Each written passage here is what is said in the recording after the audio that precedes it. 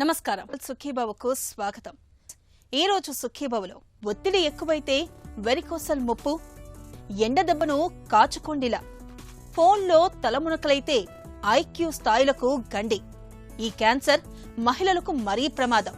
ఇంకా health tip, కాలిపిక్కల్లో రక్తనాళాలు ఉప్పినట్లే పురుషుల్లో కొంతమందిలో బీజాల్లోని రక్తనాళాలు కూడా ఉప్పుతూ ఉంటాయి. ఈ రకమైన పరిస్థితిని వెరికోసల్ గా పిలుస్తారు. సాధారణంగా ఈ సమస్య 20 ఏళ్లు పైబడిన మగవారిలో చూస్తూ ఉంటాం. ఇందుకు చాలా కారణాలే ఉండొచ్చు. అయితే ఆక్సిడేటివ్ స్ట్రెస్ అంటే నిత్య జీవితంలో తరచుగా ఎదురయ్యే ఒత్తిడి కూడా వెరికోసల్ ని తెచ్చిపెడుతుందని చెబుతారు నిపుణులు. వెరికోసల్ మూలంగా బీజాల్లో నొప్పి, వాపు అనేవి సమస్యలుగా మారతాయి. వెరికోసల్ ని నిర్లక్ష్యం చేస్తే భవిష్యత్తులో వీర్య కణాల ఉత్పత్తి, నాణ్యతలో తేడాలు వచ్చే ప్రమాదం ఉంటుంది. వెరికోసల్ కు ఆయుర్వేద వైద్యం చెబుతున్న చికిత్సలు, పరిష్కార మార్గాల గురించి ఇప్పుడు తెలుసుకుందాం.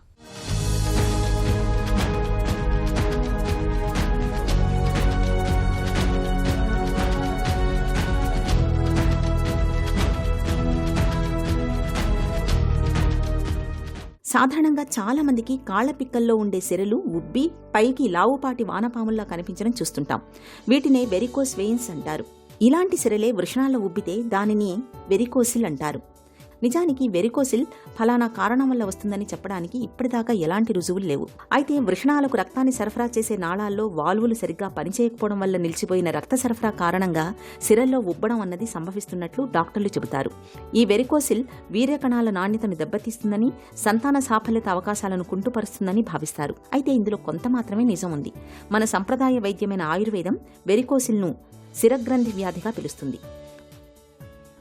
వారికోసిల్ అనేది పురుషులకు మాత్రమే వచ్చేటువంటి ఒకానొక ప్రత్యేకమైన వ్యాధి.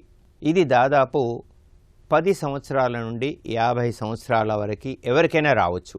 అసలు ఈ వారికోసిల్ ఏంటి, మగవాళ్ళకి ఎందుకు వస్తుందంటే, మగవాళ్ళు టెస్టిస్ పైన ప్యాంప్రిఫామ్ ప్లెక్సస్ ఆఫ్ వీన్స్ టెస్టిస్లో ఉండేటువంటి చెడు రక్తాన్ని తీసుకుపోయే వ్యవస్థ. ఈ చెడు రక్తాన్ని తీసుకుపోయేటువంటి వ్యవస్థ టెస్టిస్ మీద ప్యాంప్రిఫామ్ ప్లెక్సస్ అనేటువంటిది కొబ్బరి పీచలాగా తయారై ఉంటుంది. అది ఈ డీఆక్సినేటెడ్ బ్లడ్ను టెస్టిస్ నుండి తీసివేస్తూ ఉంటుంది. అట్లాంటి ప్యాంప్రిఫామ్ టెస్టిక్యులర్ వెసల్స్ లోపల డైలటేషన్, టార్చువస్ అంటే వాచిపోయి ఉబ్బిపోయి ఉన్నప్పుడు తప్పకుండా ఆ టెస్టిస్ లోపల సర్టెన్ మోడిఫికేషన్ జరుగుతున్నాయి. ఈ మోడిఫికేషన్స్ జరిగి సెమన్ యొక్క ప్రొడక్షన్, స్పెర్మటోజెనిసిస్ లోపల మార్పులను, ఆ సంఖ్యను తగ్గించడానికి, ఆ సెమన్ యొక్క స్పర్మ్ యొక్క క్వాలిటీ, క్వాంటిటీని అది ఎఫెక్ట్ చేస్తుంది. అగ్నిమాంద్యము అనేటువంటి కాన్సెప్ట్ మనకు ఆయుర్వేదం లోపల కొన్ని వేల సంవత్సరాల క్రితం చెప్పబడింది. ఈ అగ్నిమాంద్యం అంటే డైజెస్టివ్ ఎలిమెంట్ అనేటువంటిది సరిగా లేనప్పుడు మనకు శరీరం లోపల ధాత్వగ్ని, జాఠరాగ్నిలను ఎఫెక్ట్ చేస్తుంది. జాఠరాగ్నిని ఎఫెక్ట్ చేసినప్పుడు డైజెషన్ లోపల ఏదైతే డైజెస్టివ్ మెటబలాయిడ్స్ లోపల ఎక్కువగా ఫ్రీ రాడికల్స్ ప్రొడ్యూస్ అవుతాయి. ధాత్వాగ్ని సరిగా లేనప్పుడు యాంటీ ఆక్సిడెంట్స్ యొక్క ప్రొడక్షన్ తగ్గిపోతుంది. ఈ రెండింటిని బ్యాలెన్స్ చేసేటువంటి ఈ అగ్ని యొక్క ఫినామినాను మనము ఆయుర్వేదం ద్వారా, ఆయుర్వేద కోణంలో గనక చూసినట్టయితే ఈ వారికోసిల్ను మనము 100% కంట్రోల్ చేయొచ్చు. సాధారణంగా అల్ట్రాసౌండ్ తీసినప్పుడు ఎంతో కొంత గ్రేడ్ వెరికోసిల్ కనిపించడం సర్వసాధారణమే. అంతమాత్రానికే గాభరా పడిపోవాల్సిన పని లేదంటారు. వెరికోసిల్ ఉన్నవారిలో వృషణాల్లో కాస్త అసౌకర్యంగా అనిపించడం, వృషణాల్లో నొప్పి రోజు గడిచే కొద్దీ బాగా ఎక్కువ అవడం, కూర్చున్నప్పుడు, నిల్చున్నప్పుడు నొప్పి ఎక్కువ అవడం, పడుకున్నప్పుడు ఈ నొప్పి తక్కువ అవడం కనిపిస్తుంటాయి. అధిక బరువు ఉన్నవారిలో వెరికోసిల్ కనిపించే అవకాశాలు కాస్త ఎక్కువగా ఉంటాయి. వెరికోసిల్ ఎక్కువ గ్రేడులో ఉన్నప్పుడు అది వీర్యకణాలని తీసుకెళ్లే నాళాల మీద, అలాగే బీజాల మీద కొంతమేరకు ఒత్తిడి కలుగచేసి శుక్రకణాల ఉత్పత్తిని ప్రభావితం చేసే ప్రమాదం ఉంటుంది. అదే జరిగితే అది సంతాన సాఫల్యత అవకాశాలను కూడా కొంతమేరకు ప్రభావితం చేస్తుంది. నాన్ సర్జికల్ ఇంటర్వెన్షన్, ఆయుర్వేదిక్ శమన చికిత్సతో పాటుగా సిద్ధమకరధ్వజవటి, ఆరోగ్యవర్ధిని, మనకు స్వర్ణభస్మతో ప్రిపరేషన్స్ను కాంచనార గుగ్గులతో చేర్చి ఇవ్వడము ఒక ఎత్తు. ఇది ఒక్కొక్క వైద్యునికి అనుభవానుసారంగా చేయడం. దాంతోపాటుగా గత 10 సంవత్సరాలుగా నాన్ సర్జికల్ ఇంటర్వెన్షన్ అయినటువంటి లీచ్ థెరపీ ద్వారా మేము సక్సెస్ఫుల్ రిజల్ట్స్ని చూస్తున్నాం. ఈ లీచ్ థెరపీ ద్వారా హెరిడోనోజా మెడిసినాలిస్ అనేటువంటి లీచెస్ని బీజము అంటే టెస్టిస్ పైన 2 కానీ 3 కానీ అప్లై చేస్తాం. అది 20 to 30 minutes లోపల ఆ ప్యాంప్నిఫామ్ ప్లెక్సెస్లో ఉండేటువంటి బ్లడ్ను కొంత తీసేయడం, తర్వాత లీచెస్లో ఉండేటువంటి చాలా స్పెషాలిటీ ఏంటంటే వ్యాధికి అనుసారంగా తనలో ఉండే 100 ప్రోటియోలైటిక్ ఎంజైమ్స్ను తదనుగుణంగా 1 or 2 ప్రోటియోలైటిక్ అంటే ఏదైతే వ్యాధి స్పెసిఫిక్గా ఉందో దానికి విరుద్ధమైనటువంటి ఆ వ్యాధిని మనము నిర్వీర్యం చేయడానికి సర్టెన్ ప్రోటియోలైటిక్ చేసేటువంటి ఒకానొకమైన ప్రత్యేకమైన గుణము లీచెస్కు మాత్రమే ఉంది. ఆ ప్రోటియోలైటిక్ ద్వారా ఆ ప్యాంప్నిఫామ్ ప్లెక్సెస్లో ఉండేటువంటి కంజెషన్ను రిమూవ్ చేయడం, దాని ద్వారా తద్వారా డైలటేషన్ టార్చువస్ ఎంగార్గ్మెంట్ను తీసివేయడం ద్వారా పర్మనెంట్గా ఆయుర్వేదిక్ పారాసర్జికల్ లీచ్ థెరపీ ద్వారా మనము సర్జరీ లేకుండా అత్యుత్తమమైనటువంటి మనం రిజల్ట్స్ చూడడం జరుగుతున్నది. వెరికోసిల్కు ఆయుర్వేదంలో కొన్ని ప్రత్యేకమైన చికిత్సలు, ఔషధాలు అందుబాటులో ఉన్నాయి. సమస్య ఇంకా తొలి దశలోనే ఉన్నప్పుడు ముట్టుకుంటే ముడుచుకుపోయే అత్తిపత్తి మొక్కను దంచి రసం తీసి నిత్యం పైపూతగా పట్టిస్తుంటే వెరికోసిల్ క్రమంగా తగ్గుముఖం పడుతుంది. బొప్పాయి ఆకు లేదా పండును మెత్తగా రుబ్బి పాలతో కానీ నెయ్యితో కానీ కలిపి నిత్యం బీజాలకు పట్టిస్తుంటే వెరికోసిల్ క్రమంగా తగ్గుతుందని చెబుతారు నిపుణులు. వెరికోసిల్ సమస్యకు ఆయుర్వేదంలో అశ్వగంధ తైలం, కరక్కాయల చూర్ణం వంటి కొన్ని ప్రత్యేకమైన ఔషధాలు ఉన్నాయి. అలాగే చంద్రప్రభ గుళికలు, సుకుమారం కషాయం, చిరువిల్వాడి కషాయం మాత్రలు, హింగ్విష్టక లేహ్యం, త్రిఫలా గుగ్గుళ్ళు, కాంచనార గుగ్గుళ్ళు వంటివి డాక్టర్ పర్యవేక్షణలో కొంతకాలం పాటు వాడుకుంటే వెరికోసిల్ సమస్య చాలా వరకు తగ్గుతుంది. అయితే సమస్య మరీ తీవ్రంగా ఉన్నప్పుడు సర్జరీ చేయించుకోవటం అన్ని విధాల మేలు. వేసవిలో ఓవైపు వేడి, ఉక్కబోతలు మనల్ని ఉక్కిరిబిక్కిరి చేసేస్తూ ఉంటాయి. పైనుంచి బాణుడు కాల్చేసే కిరణాలు, కింద నేల నుంచి ఎగిసే సెగలు మన శరీరాల్ని ఉష్ణ కూపాల్లాగా మార్చేస్తూ ఉంటాయి. మండిపోయే ఈ ఎండల దాటికి మనలో చాలామంది నీరసం, నిస్సత్తువులతో కూలబడిపోతూ ఉంటారు. ఎండ దెబ్బగా పిలిచే ఈ విపత్తును ఎదుర్కొనేందుకు ఏం చేయాలో, ఎలాంటి జాగ్రత్తలు తీసుకోవాలో ఇప్పుడు తెలుసుకుందాం. సమ్మర్లో ఉన్న one of the commonest factors ఏంటంటే exposure to lot of heat. ఇది జరిగినప్పుడు బాడీ మీద తీవ్రమైన ఒత్తిడి జరుగుద్ది. ఆ ప్రెజెంటేషన్ క్రమంలో ఫస్ట్ హీట్ ఎగ్జాషన్ అనేది వస్తుంది. అది ఐడెంటిఫై చేయని పక్షంలో అది హీట్ స్ట్రోక్కి దారితీస్తుంది. దాన్నే వడదెబ్బ అంటాం.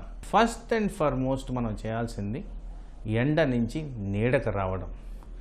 ఆ నీడ అనేది వీలైన పరిస్థితుల్లో ఎయిర్ కండిషన్ రూమ్ ప్రిఫరబుల్, చెట్టు నీడ ఫైన్, అది కూడా లేకపోతే గొడుగు పట్టుకోవడం, లేదు ఉన్న పరిసరాల్లో క్లాత్ కానీ స్ప్రెడ్ చేసుకొని దాని కింద ఉండడం అనేది ఇంపార్టెంట్. ఏ విధంగా అయినా కానీ ఎండకి ఎక్స్పోజర్, ఎండ తాకిడికి అవాయిడ్ చేయడం అనేది important first and foremost. Second, call for help. మనకు అది రికగ్నైజ్ అవ్వగానే ఎవరినో ఒకరిని హెల్ప్ అడగడం చాలా ఇంపార్టెంట్. అలాగే ఆ హెల్ప్లో ప్రథమంగా మీకు కావాల్సింది వాటర్. ఆ వాటర్ ఇమ్మీడియట్గా తీసుకోవాల్సిన అవసరం ఉంటుంది. తర్వాత మోస్ట్ ఇంపార్టెంట్ క్రిటికల్ పాయింట్ ఏంటంటే రెస్ట్ తీసుకోవడం.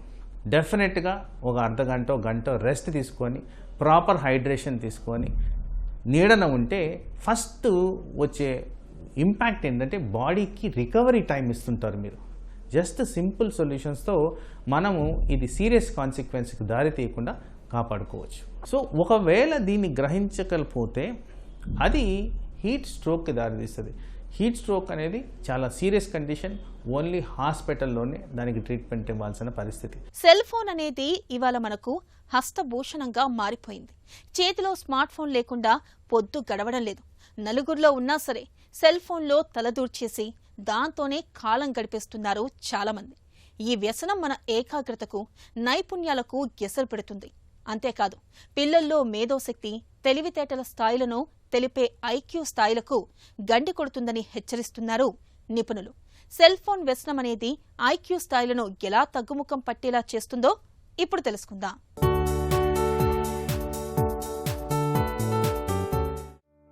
ఇప్పుడంతా స్మార్ట్ ఫోన్ల యుగం. తెల్లారి లేచింది మొదలు రాత్రి పడుకునేదాకా మొబైల్ తెరలపై గంటల తరబడి గడిపేస్తున్నారు చాలామంది. ఇలా ఎప్పుడు చూసినా ఫోన్లోనే తలమునకలై ఉండేవారికి అధిక స్క్రీన్ టైం కారణంగా నిద్రలేమి, తద్వారా డిప్రెషన్ వంటి తీవ్ర సమస్యలతో పాటు మేధోశక్తిని, తెలివితేటల్ని సూచించే ఐక్యూ స్థాయిలు కూడా తగ్గుతున్నట్లు అధ్యయనాల్లో వెల్లడవుతోంది. ఫైనాన్షియల్ టైమ్స్ ఇటీవల మిషిగాన్ విశ్వవిద్యాలయానికి చెందిన మానిటరింగ్ ద ఫ్యూచర్ సర్వే నుంచి సేకరించిన డేటా ప్రకారం అధిక స్క్రీన్ టైం ద్వారా టీనేజర్లు, యువకుల్లో కాగ్నిటివ్ సామర్థ్యం తగ్గుతున్నట్లు వెల్లడైంది. ఈ ప్రభావం ఒక్క మానవ మేధస్సుపైనే కాదు, ఏకాగ్రత లోపించటం, జ్ఞాపక శక్తి మందగించటం, బేసిక్ రీజనింగ్ సామర్థ్యం దెబ్బతినటం వంటి అనేక సమస్యలతో ఏకంగా మెదడు పనితీరులోనే మార్పులు వస్తున్నట్లు పేర్కొంది. రోజు రోజుకి మారుతున్న టెక్నాలజీ మనిషి జీవితాన్ని ఎంతగానో సులభతరం చేసింది.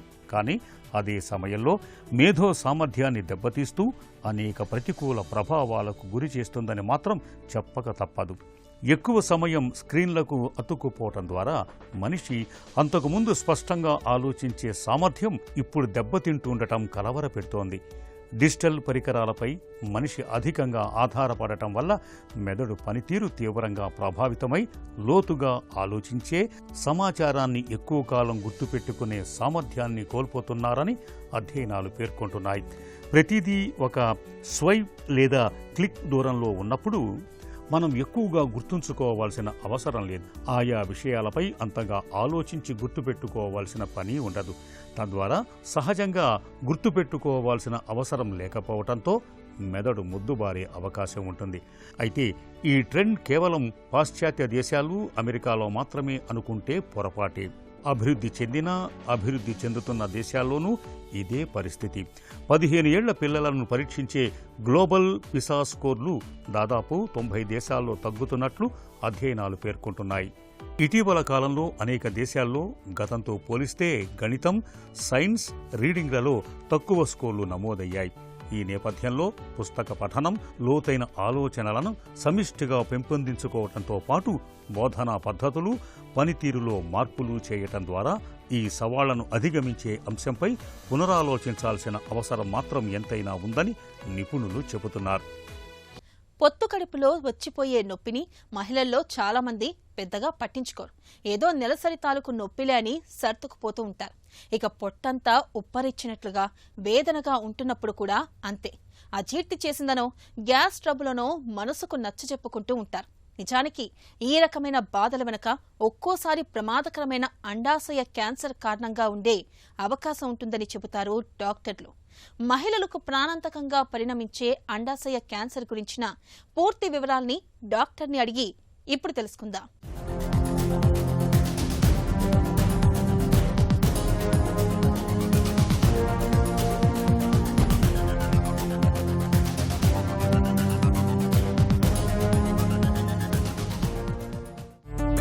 ఓవేరియన్ క్యాన్సర్ అంటే ఏంటి?